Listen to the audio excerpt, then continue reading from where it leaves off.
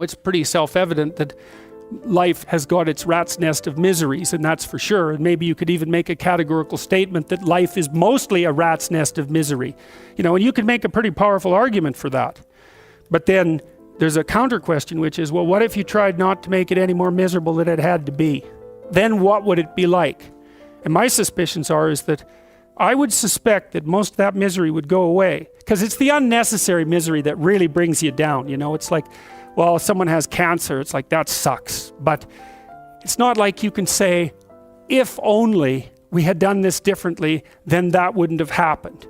But when someone's out like torturing you in a malevolent way, or maybe you're doing the same, you can always ask yourself, well, is this really necessary? Is this just like a useless add-on to the miseries of life? That's what disheartens people.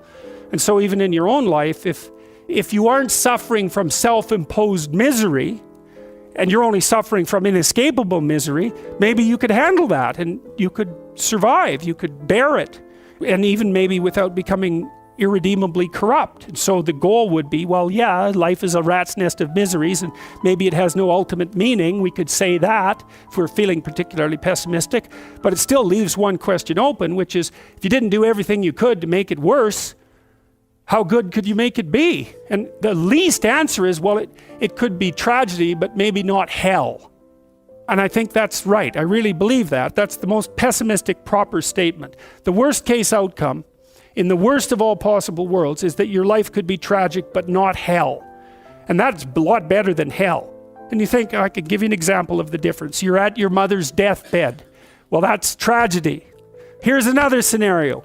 You're at your mother's deathbed and you and all your idiot siblings are arguing. Well, that's the difference between tragedy and hell. And you might be able to tolerate the first circumstance, and maybe it would even bring you closer together with your family members.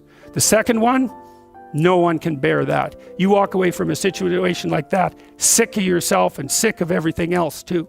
And you know, it's often the case that tragic circumstances bring out the dragons, because the stress is high and all those things that people haven't dealt with, they don't have the energy to repress, and all the bitterness comes pouring forward. So that's actually it's a rough lesson, but it's a good hallmark for figuring out whether or not you've got yourself adjusted properly and in relationship to your siblings. It's like, if you were all gathered around the bed of someone close who is dying, could you manage it? And if the answer is no, it's like, well, put your life together, because it's going to happen. And you should be the person who's there that can do it, and do it properly. And then maybe you'd find that it isn't the sort of thing that will undermine your faith in life itself. And I've seen both of those situations, you know, ugly, ugly, ugly situations, murderously ugly situations. And then they're opposite, where people have had terrible things happen to them as a family, and you know, they pull together and they rebuild their damn ship and they sail away. And so that seems to me to be a lot better. That's what you always teach people in psychotherapy. I don't care what sort of psychotherapist you are. You're always teaching them the same thing. You're not the plan. You're the thing that can confront the obstacle to the plan. And then when you know even further that the obstacle is not only an obstacle, but opportunity itself, well, then your whole view of the world can change, because you might think, well, I've got this plan, something came up to object to it. It's like, it's possible that the thing that's objecting has something to teach you that will take you to the place where you develop an even better plan. It's a nice framework to use. It's like, are you so sure that this is a problem? Is that the only way that you can look at it? Or is it an opportunity? I mean, I'm not trying to be, you know, naively optimistic. There are some things that's pretty hard to extract gold from some dragons, and maybe the death of a family member is a good example of that. But even in a situation like that, I can tell you, it's an opportunity for maturation, that's for sure. And the thing is, you might say, well, it's pretty miserable to be digging for gold when someone's falling into the grave. Well, if they really love you, first of all, that's what they'll want you to do.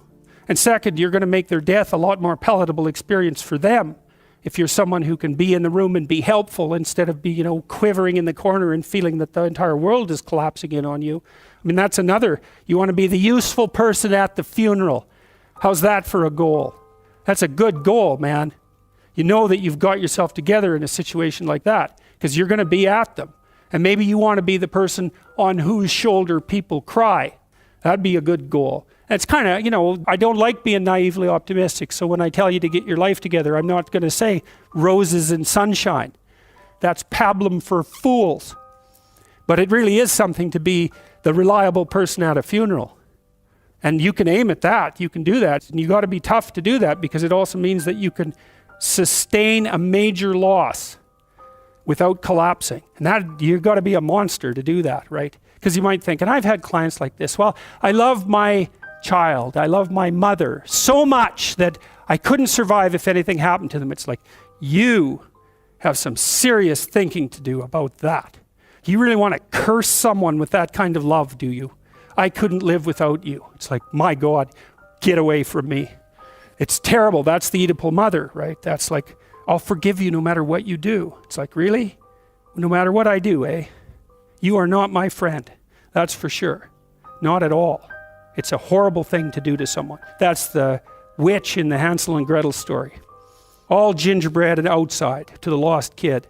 Inside, you feed them candy and make them fat and eat them.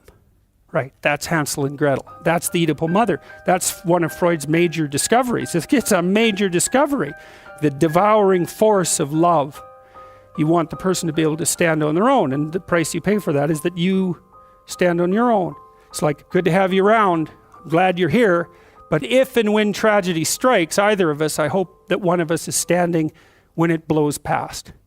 And that there's a harshness about that that's unbelievably cruel, because you say, well, if my mother died, I could live.